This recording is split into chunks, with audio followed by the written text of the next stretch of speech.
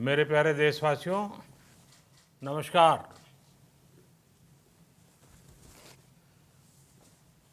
Corona वैश्विक महामारी के खिलाफ लड़ते लड़ते अब हम अनलॉक 2 में प्रवेश कर रहे हैं और हम उस मौसम में भी प्रवेश कर रहे हैं जहां सर्दी, जुकाम, खांसी, बुखार ये सारे न जाने क्या क्या होता है, ये मामले बढ़ जाते हैं। ऐसे में मेरी आप सभी देशवासियों से प्रार्थना है कि ऐसे समय अपना ध्यान रखिए। साथियों, ये बात सही है कि अगर कोरोना से होने वाली मृत्यु दर को देखें तो दुनिया के अनेक देशों की तुलना में भारत संभली हुई स्थिति में है। समय पर किए गए लॉकडाउन और अन्य फैसलों ने भारत में लाखों लोगों का जीवन बचाया है, लेकिन हम ये भी देख रहे हैं कि जब से देश में अनलॉक 1 हुआ है, व्यक्तिगत और सामाजिक व्यवहार में लापरवाही जरा बढ़ती ही चली जा रही है। पहले हम मास्क को लेकर, 2 गज की दूरी को लेकर 20 सेकंड तक दिन में कई बार हाथ धोने को लेकर बहुत सतर्क थे, लेकिन आज जब हमें ज्यादा सतर्कता की जरूरत है तो लापरवाही बढ़ना बहुत ही चिंता का कारण है। साथियों, लॉकडाउन के दौरान बहुत गंभीरता से नियमों का पालन किया गया था। अब सरकारों को, स्थानीय निकाय की संस्थाओं को, देश के नागरिकों को फिर से उसी तरह की सतर्कता दिखाने की जरूरत है। विशेषकर कंटेनमेंट जोन्स, उस पर तो हमें बहुत ध्यान देना होगा। जो भी लोग नियमों का पालन नहीं कर रहे हैं, हमें उन्हें टोकना होगा, रोकना होगा और समझाना भी होगा। अभी आपने खबरों में देखा होगा, एक देश के प्रधानमंत्री पर 13,000 रुपये का जुर्माना इसलिए लग गया क्योंकि वो सार्वजनिक स्थल पर मास्क पहने बिना गए थे। भारत में भी स्थानीय प्रशासन को इसी चुस्ती से काम करना चाहिए। ये 130 करोड़ देशवासियों के जीवन की रक्षा करने का अभियान है। भारत में गांव का प्रधान हो या देश का प्रधानमंत्री, कोई भी नियमों से ऊपर नहीं है। साथियों, लॉकडाउन के दौरान देश की सर्वोच्च प्राथमिकता रही ऐसी स्थिति न आए कि किसी गरीब के घर में चूल्हा न जले। केंद्र सरकार हो, राज्य सरकारें हो, सिविल सोसाइटी के लोग हों, सभी ने पूरा प्रयास किया कि इतने बड़े देश में हमारा कोई गरीब भाई बहन भूखा न सोए। देश हो या व्यक्ति, समय पर फैसले लेने से, संवेदनशीलता से फैसले लेने से किसी भी संकट का मुकाबला करने की शक्ति अनेक गुना बढ़ जाती है। इसलिए लॉकडाउन होते ही सरकार प्रधानमंत्री गरीब कल्याण योजना लेकर आई। इस योजना के तहत गरीबों के लिए 2.25 लाख करोड़ रुपए का पैकेज दिया गया। साथियों, बीते 3 महीनों में 20 करोड़ गरीब परिवारों के जनधन खातों में सीधे 31,000 करोड़ रुपया जमा करवाए गए हैं।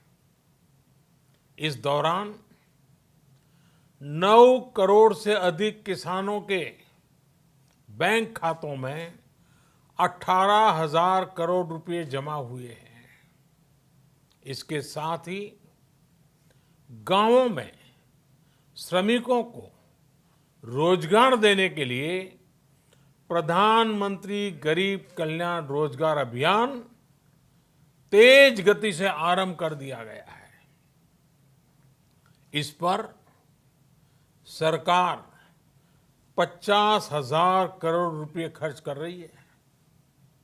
लेकिन साथियों, एक और बड़ी बात है जिसने दुनिया को भी हैरान किया है, आश्चर्य में डुबो दिया है। वो ये कि कोरोना से लड़ते हुए भारत में 80 करोड़ से ज्यादा लोगों को 3 महीने का राशन, यानी परिवार के हर सदस्य को 5 किलो गेहूं या चावल मुफ्त दिया गया।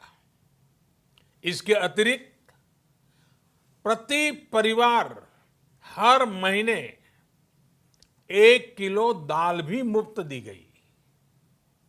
यानी एक तरह से देखें तो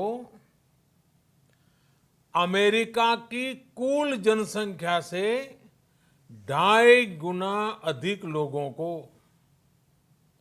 ब्रिटेन की जनसंख्या से 12 गुना अधिक लोगों को और यूरोपियन यूनियन की आबादी से लगभग 2 गुने से ज्यादा लोगों को हमारी सरकार ने मुफ्त अनाज दिया है।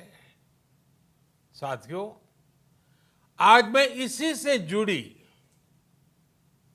एक महत्वपूर्ण घोषणा करने जा रहा हूं।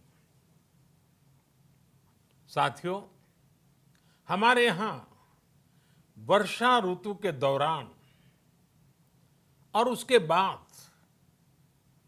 मुख्य तौर पर कृषि क्षेत्र में, एग्रीकल्चर सेक्टर में ही ज्यादा काम होता है। अन्य दूसरे सेक्टरों में थोड़ी सुस्ती रहती है। जुलाई से धीरे धीरे त्योहारों का भी माहौल बनने लगता है।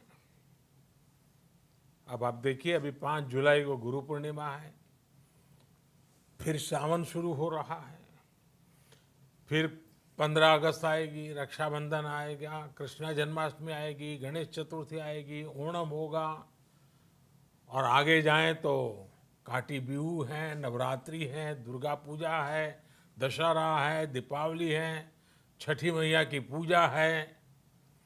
त्योहारों का ये समय जरूरतें भी बढ़ाता है, खर्च भी बढ़ाता है। इन सभी बातों को ध्यान में रखते हुए ये फैसला लिया गया है कि प्रधानमंत्री गरीब कल्याण अन्न योजना का विस्तार अब दिवाली और छठ पूजा तक, यानी नवंबर महीने के आखिर तक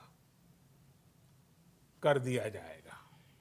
यानी 80 करोड़ लोगों को मुफ्त अनाज देने वाली ये योजना अब जुलाई, अगस्त, सितंबर, अक्टूबर, नवंबर में भी लागू रहेगी।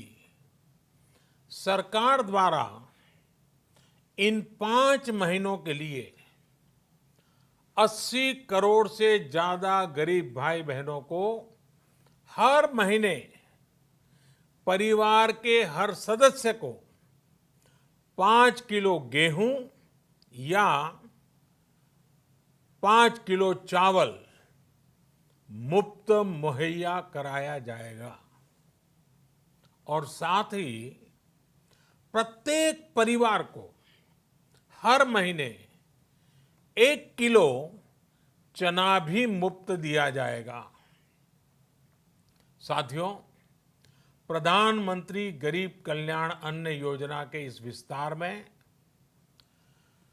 90,000 करोड़ रुपए से ज्यादा खर्च होंगे। और अगर इसमें पिछले 3 महीने का खर्च भी जोड़ दें तो ये करीब करीब, कई राज्यों ने तो बहुत अच्छा काम भी किया है, आवश्यकताओं के लिए अपना गांव छोड़ करके कहीं और जाते हैं, किसी और राज्य में जाते हैं। साथियों, आज गरीब को, जरूरतमंद को सरकार अगर मुफ्त अनाज दे पा रही है तो इसका श्रेय प्रमुख रूप से 2 वर्गों को जाता है। पहला, हमारे देश के मेहनती किसान, हमारे अन्नदाता, और दूसरा, हमारे देश के ईमानदार टैक्स पेयर। आपका परिश्रम, आपका समर्पण ही जिसकी वजह से देश ये मदद कर पा रहा है।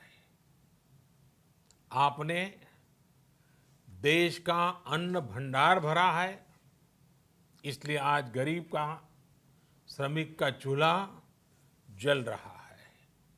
आपने ईमानदारी से टैक्स भरा है, अपना दायित्व निभाया है, इसलिए आज देश का गरीब इतने बड़े संकट से मुकाबला कर पा रहा है।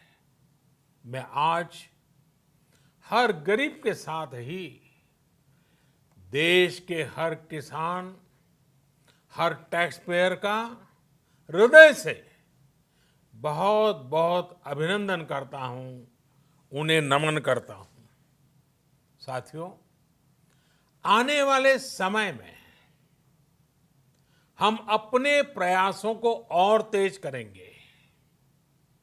हम गरीब, पीड़ित, शोषित, वंचित हर किसी को सशक्त करने के लिए निरंतर काम करेंगे।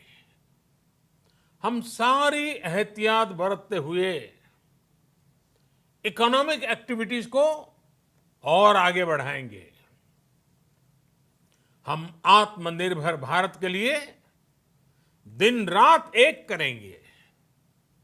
हम सब लोकल के लिए वोकल होंगे। इसी संकल्प के साथ हम 130 करोड़ देशवासियों को मिलजुल करके संकल्प के साथ काम भी करना है, आगे भी बढ़ना है।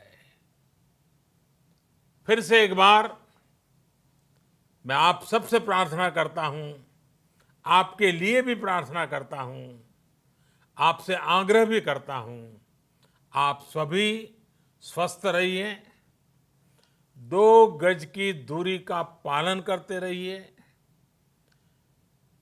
गमछा, फेस कवर, मास्क ये हमेशा उपयोग कीजिए। कोई लापरवाही मत बरतिए। इसी आग्रह, इसी कामना के साथ मैं आप सभी को बहुत बहुत शुभकामनाएं देता हूं। धन्यवाद।